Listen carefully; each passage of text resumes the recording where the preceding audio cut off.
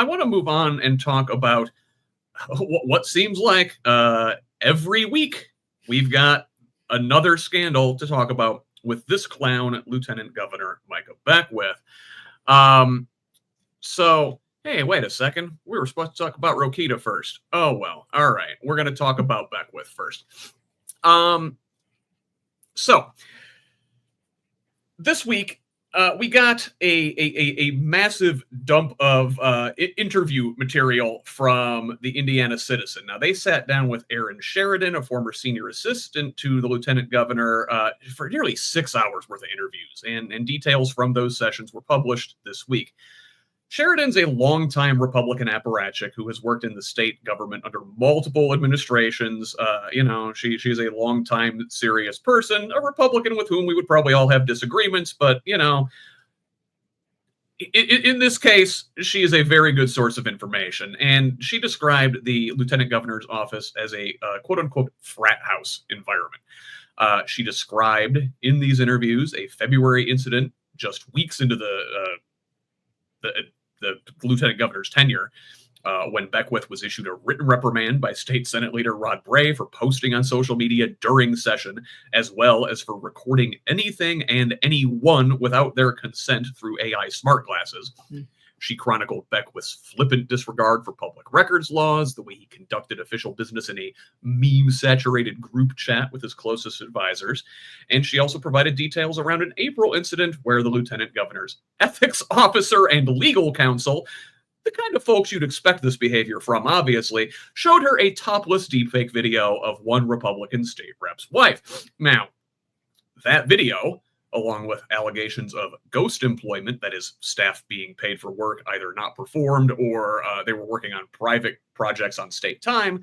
This has led to the Marion County prosecutor opening a grand jury investigation into the lieutenant governor's office, which we learned about last week. And Beckwith's big yap may have gotten him into even deeper legal waters. And I'm going to read extensively from an article by Abdul Hakim Shabazz for Indie Politics Now. Again, another great subscribe. Abdul, friend of the show. Great work. Keep it up. So, quoting from his article. When Lieutenant Governor Micah Beckwith called into Fort Wayne WOWO, intending to put out a political fire, he instead tossed a lit match into a dry field. What started as a defensive rant quickly became a public admission, an unverified relaying of grand jury testimony, and a guided tour through every legal tripwire a state official could step on. Beckwith told WoWo that a, quote, Soros-funded rogue leftist prosecutor in Marion County had convened a grand jury probing his office, then proceeded to describe what a staffer told him about that very grand jury interview. Now, that's the part that should make every attorney in Indiana wince. Ross, did you wince? Grand jury proceedings are supposed to be secret for a reason. To protect witnesses, the accused, and the integrity of the investigation, and under Indiana code, anyone involved in the process, including prosecutors, grand jurors, interpreters, and court reporters, is legally bound to keep it confidential. Now, witnesses aren't gagged by law, but when the target of that same grand jury goes on the radio and recounts what a witness told him, he's not just pushing the ethical line, he's dancing on it in cleats. Beckwith's public retelling could raise real questions of obstruction and witness intimidation. When the person under scrutiny publicly names the witness or even hints at who they are, comments on what they said, and paints the investigation as politically motivated, it can chill other witnesses from cooperating. Prosecutors tend to take a dim view of that, and so do judges. And then there's this leak admission. Beckwith said on air, you're not supposed to know that there's a grand jury investigation going on, but it leaked right before we go into the redistricting fight. That was a quote. That statement alone is remarkable. A sitting lieutenant governor confirming that a confidential criminal proceeding exists and speculating publicly about its timing and motives, and if the leak originated anywhere near his circle, he may have just handed investigators probable cause to widen their scope. Beckwith also suggested that the staffer who spoke to the grand jury, the employee he referenced on air, which we assume is Sheridan, Beckwith described the allegation against the office as riddled with holes. The accuser can't remember whose phone it was or who was all there, he said, and insisted his staff had been vetted to live above reproach, but in saying so, he effectively connected Sheridan to a sealed proceeding, something prosecutors can and will note when reviewing whether grand jury secrecy was compromised. And it still gets worse.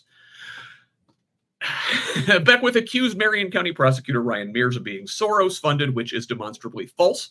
No record exists, state, federal, or otherwise, showing Mears has ever received funding or support from George Soros or any affiliated PAC. That is not a defense tactic, it is a smear.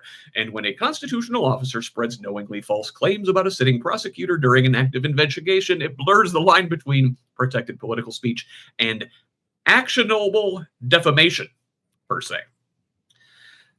What Beckwith admitted was that Mears has full jurisdiction to investigate. Marion County encompasses the State House and all state government offices located in Indianapolis. If alleged misconduct occurs there, Mears is the one with the badge and the authority to act. Moreover, by convening a grand jury, Mears actually reduces the appearance of prosecutorial bias. The decision to indict or not rests with a panel of citizens, not the prosecutor alone. Finally, there's the time card issue. Beckwith volunteered that the grand jury ask questions about timekeeping in his office, looking into this ghost employment. And he said, they were just fishing so hard to find something that they could set us to the wall with. Have you ever lied on your time card? What about other people in the office? And in trying to downplay the inquiry, he effectively confirmed that investigators are examining whether taxpayer-funded time was properly reported, and that is not political. It is a crime if proven true. So, sorry about the long-winded thing. I thought that was worth covering all of that, and that Abdul did a good job explaining everything. Ross, you're our attorney here today. Did Abdul nail that? Did he miss anything? Well, I don't know that I would focus quite as much on the grand jury secrecy aspect of it. I mean, witnesses are not bound to secrecy, and targets are not bound to secrecy. So, he's free to talk about it if he wants to talk about it. Now, whether it's appropriate for the lieutenant governor is a political question, and obviously, many of the things he does are questionable and show him not to be a real bright guy. The biggest concern to me is, the witness tampering, the obstruction. If you are, I think at one point he mentioned that one of the people who was before the grand jury no longer worked in his office. So, if he fired somebody for speaking to the grand jury, that would be a crime. If he's telling people actively in his office, do not cooperate with the grand jury, and if you do, you might end up on the unemployment line. That is clearly a crime. You cannot, if you know you're a target, telling your employees don't cooperate with this investigation is obstruction. I don't know that there's, at the core of it, he's not qualified to do his job. He's never been qualified to do his job. The people that he hired were not hired because they were qualified to do their jobs. It's just like the Trump administration. You've got all of these agencies and jobs of people who have no qualifications to do them. So he's getting legal advice from someone who has no understanding of ethics. He's getting advice about, how to run the office from people who've never run an office before. And obviously when you're willing to ignore the rules and ignore the law because you think you're above all those things, and you only answer to God who speaks to you personally, you can find yourself in some legal trouble. And it doesn't surprise me. It's frustrating that we have clowns running our government. Yeah, let's talk a little bit more about the kind of company Beckwith keeps here, Leslie. There was another bit of news on this front this week. So on Thursday, Tom LaBianco at 24 Site News published an interview with a woman who described a 2016 incident where Life Church lead pastor Nathan Peternell pictured there with Beckwith, their best friends. Peternell pressured the then 17-year-old and her fiance to, quote, discuss in detail how they had sex, what they enjoyed, and asked about their specific body parts in a counseling session. Peternell, then a 39-year-old father of two, is now the closest friend, confidant, and podcast co-host to the lieutenant governor. Jonathan Peternell, Nathan's 24-year-old son, was recently arrested on 4 felony charges of owning and distributing child sex abuse material.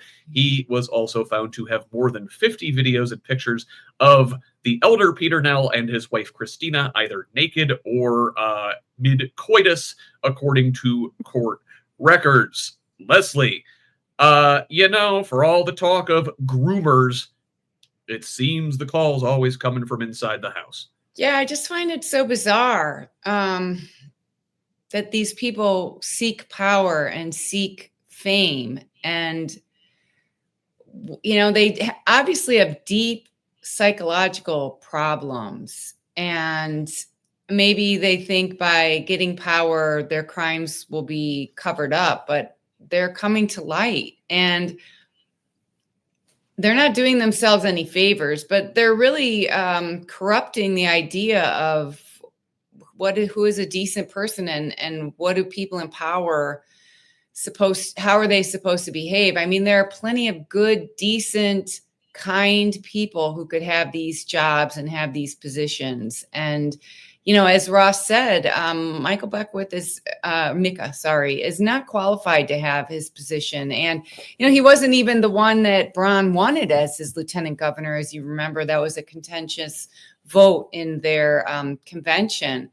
But yeah, I mean, I don't know if they don't care about the rules. Maybe they do think it's that they're above them, but it's like the Wild West or something. Whatever I want to do, I can do.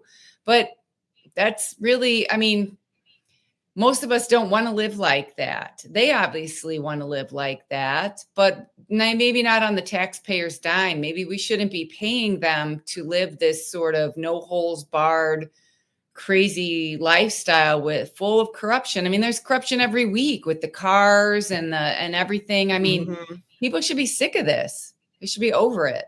That's what we need. If you want to be a religious fundamentalist weirdo, whatever, I guess that's your own business. But, these folks seem to have a serious child abuse problem on their hands. And that's when I get pissed off. Because it is not just, yourself and your own faith at that point. These folks are harboring criminals if they are not themselves criminals. I don't know. I hope I didn't go over the line there, Ross. Do I need to say alleged or something somewhere? Well, look, I think you're speaking generally, and look, the history of it is true. I mean, whether it's Falwell, whether it's the head of the Moms for Liberty, whether, again and again and again, the folks who are yelling the loudest about morality somehow don't think those things apply to them. I mean, it is what it is. I mean, so yeah, look, they have to explain that. But the fact is, it happens more often than not that those people who are screaming the loudest, have a crawl space. Mm-hmm.